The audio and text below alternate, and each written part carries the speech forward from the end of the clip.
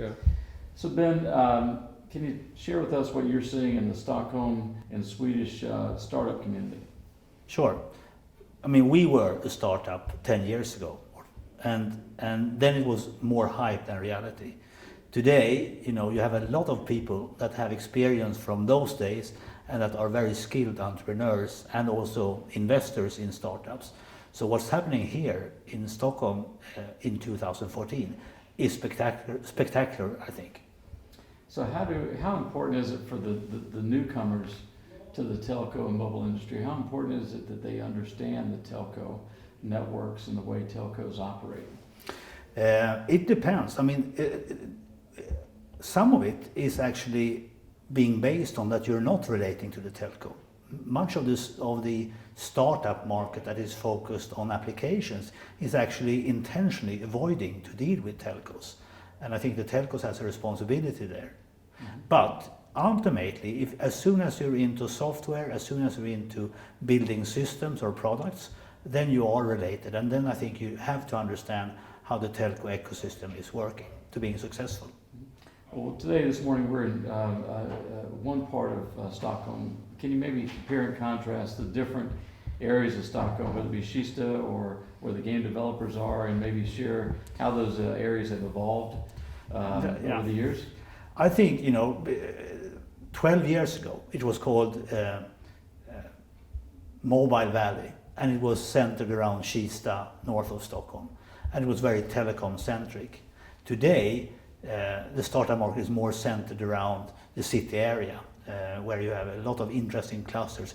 I think it's very fluid. It's hard actually to pinpoint one area, but the volume of companies and where they are located, that is floating around, but it's not sort of north of the city any longer. Mm-hmm. And maybe talk a minute about what happened in Stockholm in '99 to 2000. That you had a great boom here. Yeah. And then on the heels of the boom, why what happened and what has happened here in Stockholm since then? I think in '99 we had an IT boom, and where we were too optimistic about what 3G could deliver and in what time it could deliver it. So most of the startups in that era, they really failed. The good thing with that is that a number of clever people learned the hard way how it was to run a business.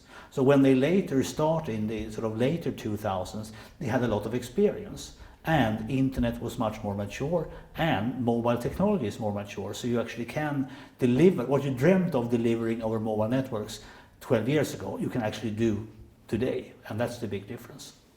And you've got some announcements coming up. Can you talk about what those announcements are? Well, we were a startup in '99, and we've been launching startup companies ourselves, and we've been working with startup companies. The challenge for those companies is that they cannot afford using management consulting firms.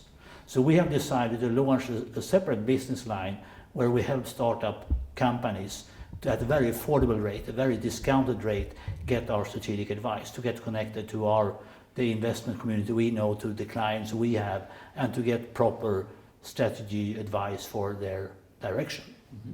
So can you give me examples of the type of work you're looking to pursue?